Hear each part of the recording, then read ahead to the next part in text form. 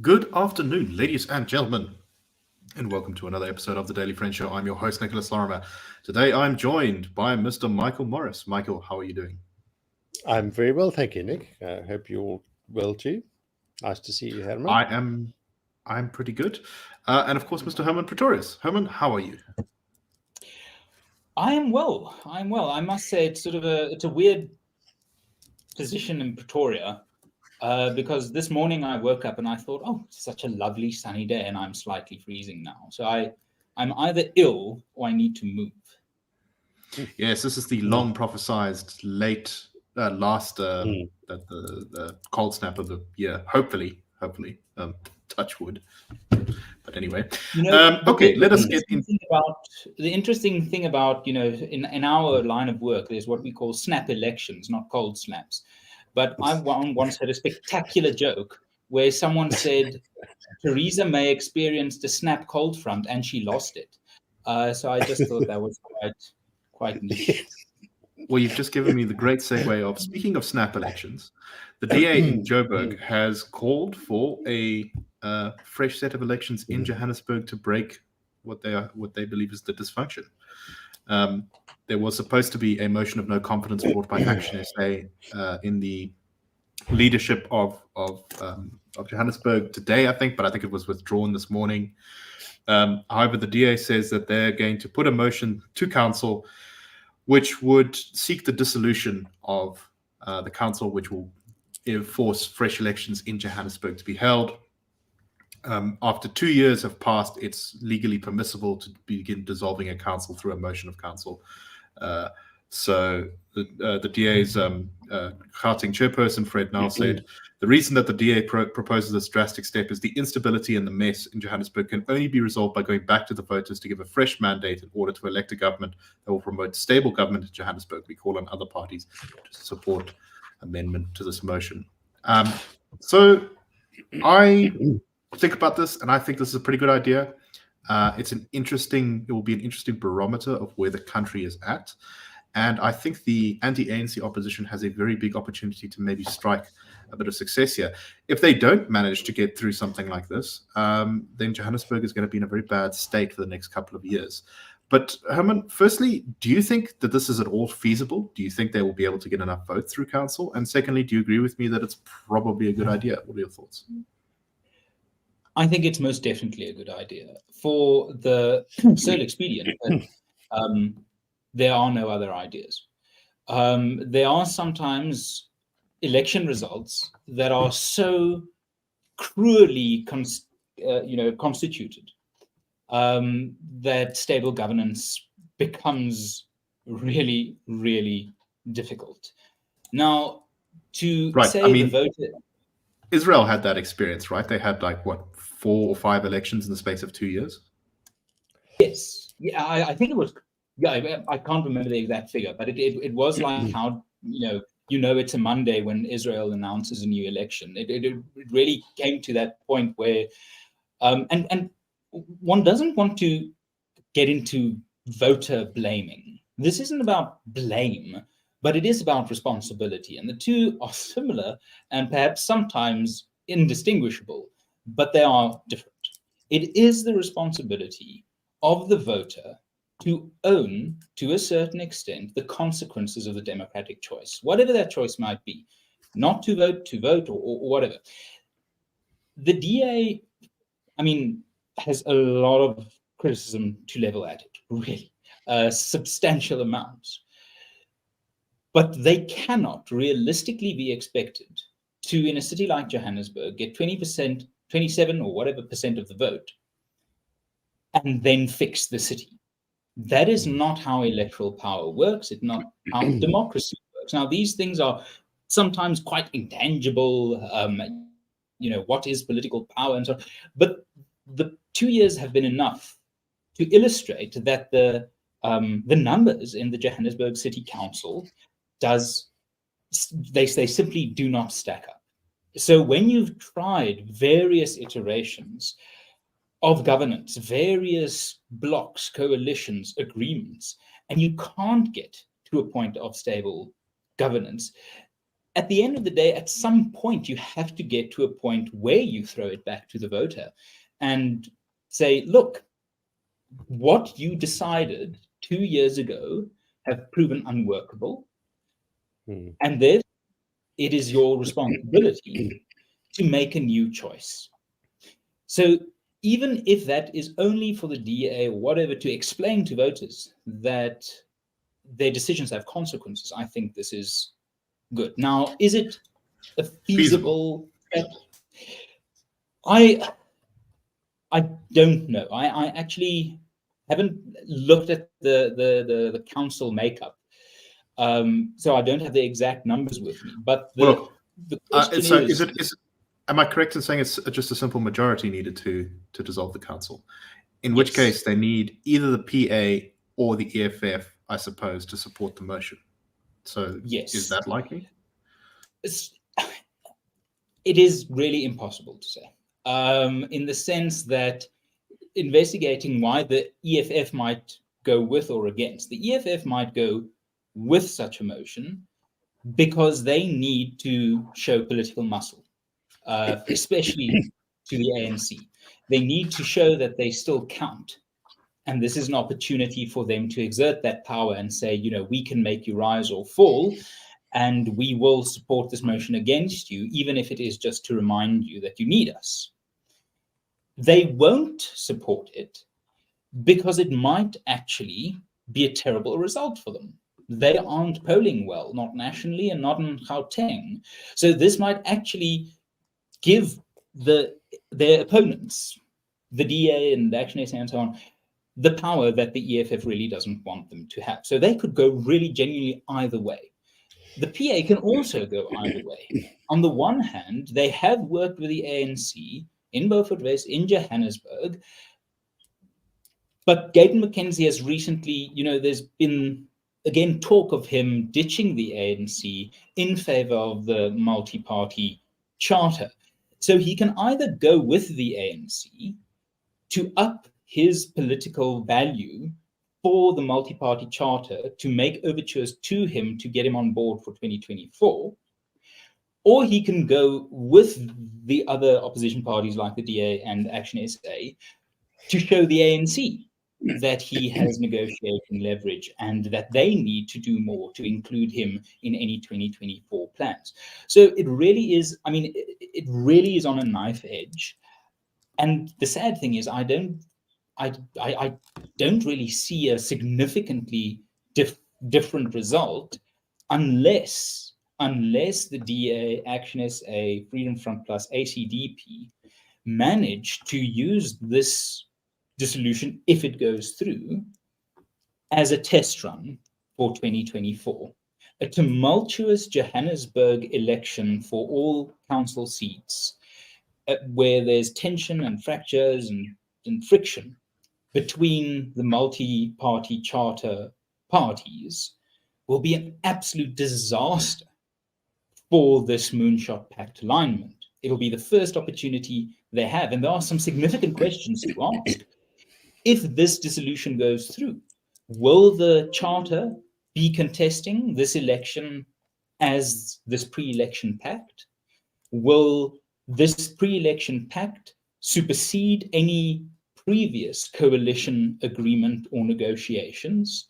Will these parties, unlike at a provincial and a national level, allow opponents to have easier goes in specific wards by not putting up candidates in wards that, you know, either the DA or the IFP or Action SA might win? It's a complex thing. And it is an early taster of the type of mature politics that must land within the next 5 to 10 years in South Africa. And the voter bears a responsibility in whether that lands. So I think if there was a new election in Johannesburg, it would actually become probably one of the more dramatic things in the lead up to the big elections next year, because it would really be this, it's supposed to, you know, if this motion passes, the election needs to be held within 90 days. which I think the IEC would complain about quite bitterly. And it would be a real test of exactly everything you talked about. This would be the prelude to the national elections, and it would also be a key test of the sort of infrastructure of the various parties in how well they can actually turn out people for this election. Michael, what do you make of this? Do you agree that this might be a good idea to get Johannesburg kind of working again? I absolutely do, and it's quite instructive to be viewing all this from the outside, in a sense, from a city where there is a pretty solid, very solid administration. Witness lately, the recent confrontation between the mayor and the taxi industry. Quite measured, sensible, publicly accountable. It was quite impressive, really, to see how Jordan Hill-Lewis was willing constantly to be in the media, on television, saying this is what we're doing, this is why we're doing it. We're doing it because we want better outcomes and so on. This is actually the visible good government in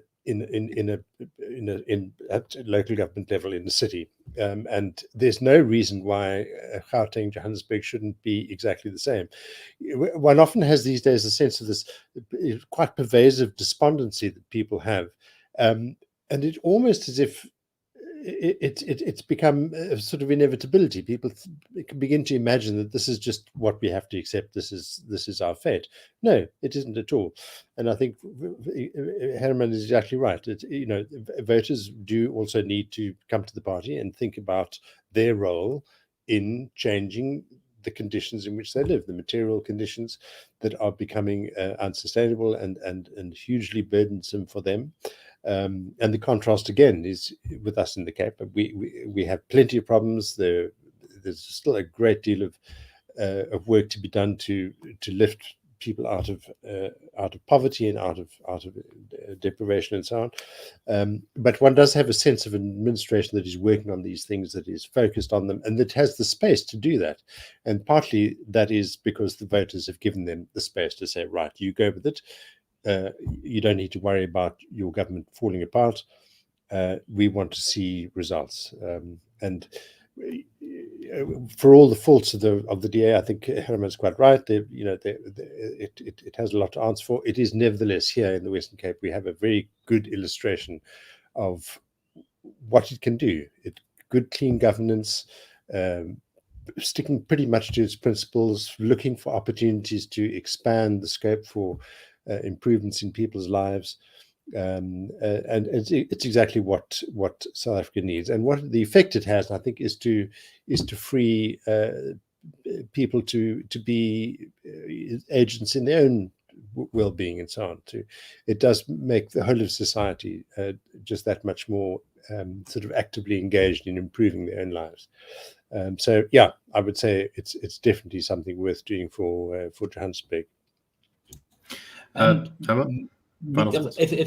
Final thoughts on this is the DA is pushing heavily for registration, voter registration. And that's very important because the differential turnout for next year's elections will be key in places like Gauteng and KwaZulu-Natal. And the deliberate push to get more people registered, to build in that advantage before election day, is vitally important. And this is where party infrastructure and machinery and organization really becomes important. Can the party not only get its supporters to sympathize or align themselves with it personally, or on social media, or in a broader social context, but can they get them to actually do the administrative task of checking whether you're registered, going to register at the right place, so that on election day, you can actually pitch up? So to anyone living in Johannesburg and watching this, I really would advise you to take this seriously And if this election comes down, the question should no longer for South African citizens be, what is this or that political party going to do about the state of democracy? I don't know if it's a thing in other South African cultures, but in Afrikaner culture, it's very much a thing. You don't talk about religion, you don't talk about politics, and you don't talk about rugby. And that has to change. We have to talk about rugby. No, I'm kidding. We have to get over this idea that politics is nutter versus supper, joiner versus Hensopper type of debate that qualifies as the basis for social censure. We have to get to a point to understand that local politics is immensely pragmatic. It isn't about economic policy in the massive sense. It is about what's the best way to get refuse collection working.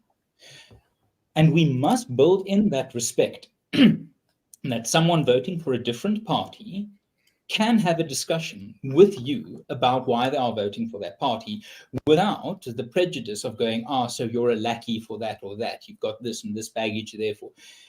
And we must be able to start having conversations with colleagues, with friends, with family members, with people we work with, people who work in our homes or in whose homes we work, to say that this is an important thing for us.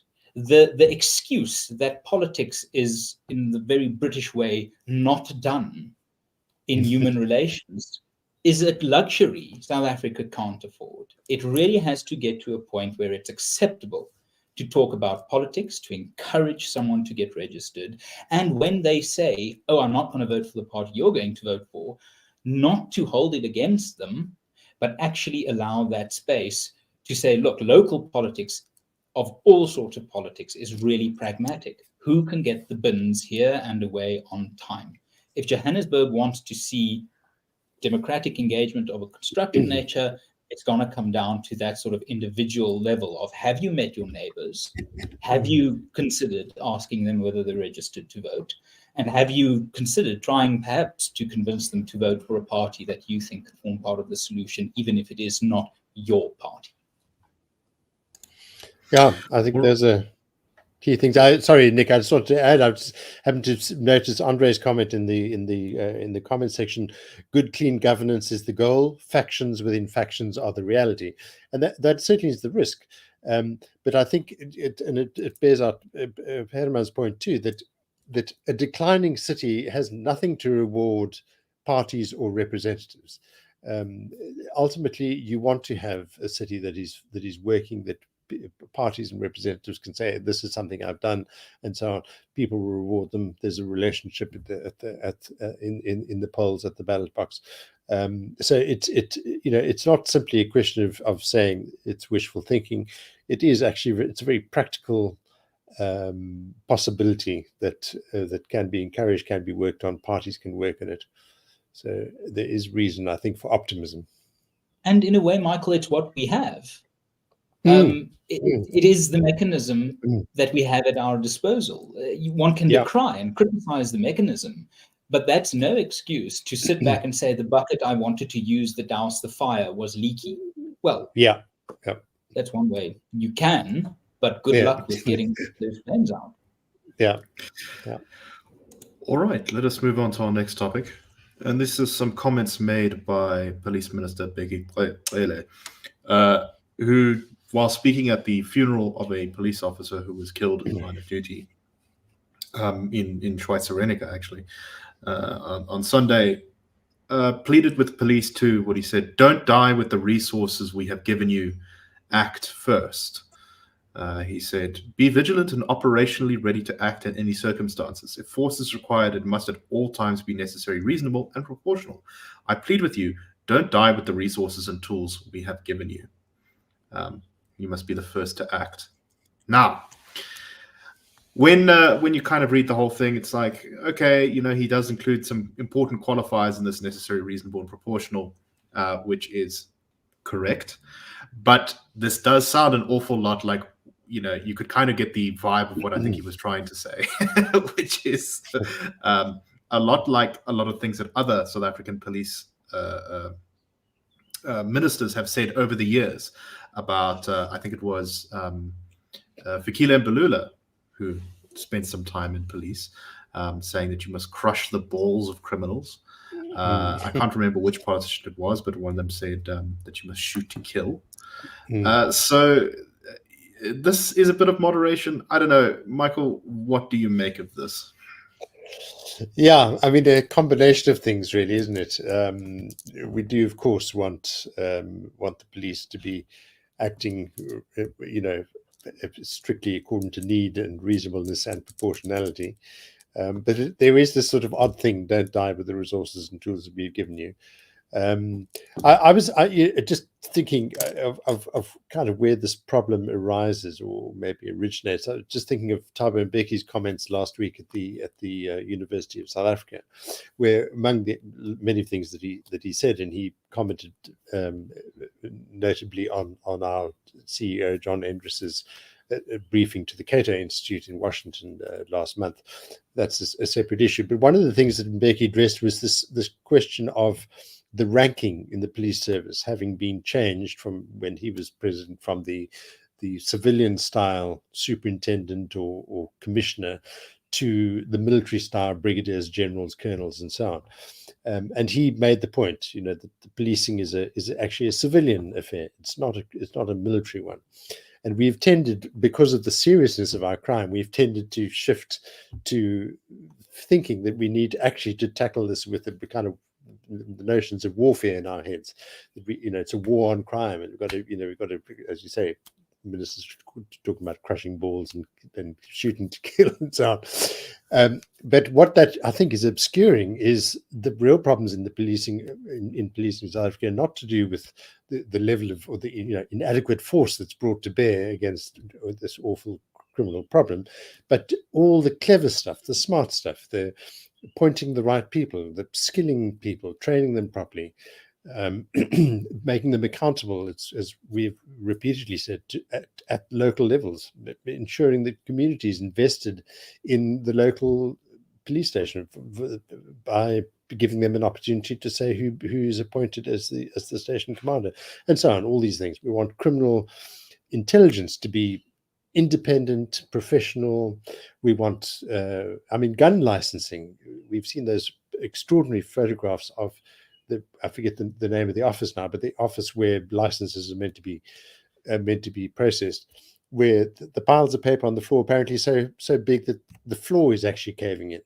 This is all unprocessed. So we've got these, people who are really wanting to be law-abiding citizens and are literally being denied the opportunity because of the rank inefficiency of this particular process. So behind these grand comments is a pathology which is actually not being addressed. I think that's really a problem. I agree with that very much, and it's a very common sentiment in South Africa, which is, I think, what's interesting about this is Cele, I think, says these things because they are popular. It's a comment on one of our videos the other day saying, why can't the police torture people to get the information? I think this is relating to Babita Deokrant's murderers.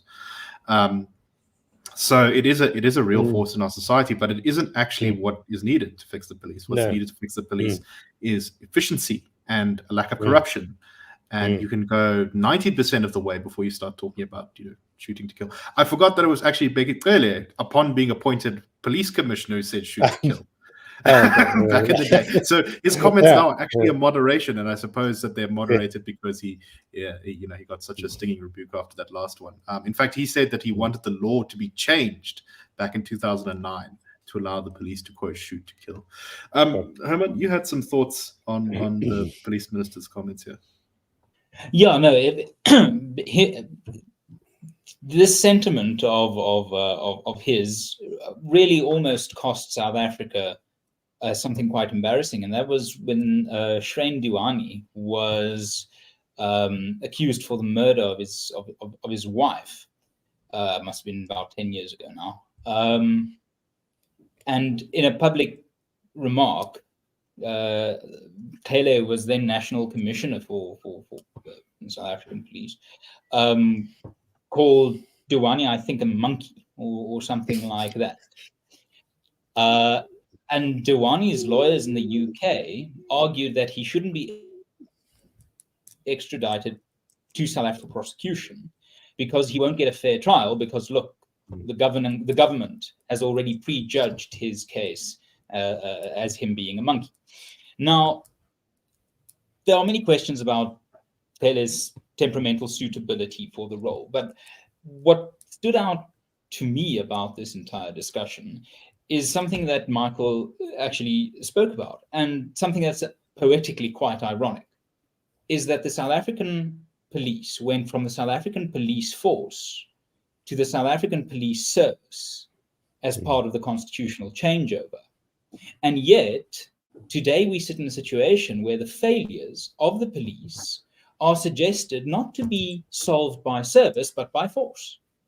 And we saw with the Mashatile incident a few weeks ago, that was force, not service. And the idea that a societal problem, can be solved by power is, I think, one of the most toxic bits of Leninism, socialism, communism, Marxism, is that given enough power, if we just centralize enough power in a place to move this lever, we can change societal attitudes. And I think that's just fundamentally wrong. I'm not trying to be a liberal in the, oh, don't use force sense. I'm trying to be a liberal in the sense that we have to acknowledge human nature. Human nature is about what is incentivized. And the problem here is that as long as we have a government that thinks crime can be solved by force, you might have a populist soundbite. It might sound okay, but you're never going to get anywhere. And I'm loath to quote Tony Blair, but he was right when his campaign slogan was tough on crime, tough on the causes of crime. Until South Africa understands that the causes of crime should receive tougher sanction than, as it were, the outworking, we'll try symptomatic treatment without actually bringing a cure. The causes of crime in South Africa is the devaluation of human rights, individual dignity, property rights, bad schooling, bad family structures, the legacy of gangsterism, where young men get their fraternal acknowledgement and validation, weak accountability mechanisms in our societies when it comes to the ability of parents, churches, and so on to actually take control of education. And so all of this comes down to, are we going to make the right diagnosis of our societal problem so that when we apply force, I'm not saying hug people into rehabilitation, but are we going to go to the trouble of understanding the causes of crime so that we can be tough on crime with an actual outwork? Yeah, there's nothing at all wrong with the use of force as long as it is disciplined, directed, and is according to the law. And what we have seen far too much in this country is incidences where the police don't do that. They, there's people like Collins Causa who were murdered by soldiers, yes, but where the police don't actually use the restrained, disciplined use of force, but it's kind of like, it's more like vigilantism or cowboy kind of and there's something, and that just degrades the rule of law further. It doesn't enhance it. And there's something quite disgusting about the assumption built into that, is assuming that people will be decent and law-abiding only if they are frightened enough of men with guns. Apartheid tried that. East Berlin tried that. You don't get societal coherence, progress, welfare, reconciliation, law and order if you think that you can intimidate people into doing what you want them to do. It's not about intimidation. And as long as we have this idea that enough force will win the war on crime, we're not going to get anywhere. It is far deeper than that. That's not to negate, as you say, force, but it is more important to actually understand what is causing this epidemic of crime, rather than just thinking you can ibuprofen someone to health. Right. And if we, if we can complete investigations without having the evidence thrown out of court because the police made a mistake, that would be nice too. You don't need to shoot everyone if you just do the investigation properly and send people actually to jail. Anyway, that is all the time we have. Oh, go ahead, Michael. I was just for one very final thought, something I feel strongly about with so many of these things, is that the great disservice that all of this does to those cops, the nurses, the officials who we know are devoted, are good. They get up in the morning, go to work with a clear idea of what their job is. They do it as best they can. We do have them. They are still in South Africa, and unfortunately, it's to their great disservice that we see this kind of stuff happening. I think it's worth remembering that there are still people we can count on, and they are being let down very, very badly by bad political leadership of these kinds of departments. No, definitely. Always worth remembering. Okay, just before we close, we didn't have time to cover it today, but I would like to recommend a opinion piece written by Justice Malala. The headline is "We want a strong leader, not someone of a certain hue," where he makes a case for non-racialism in the selecting of the country's leader. We might cover it later in the week, depending on how things go, but definitely worth reading if you can. I think it's on News 24. Okay, thank you very much for listening. We hope you found the show interesting, and we will be back on tomorrow with the Daily Friend Show. Cheers.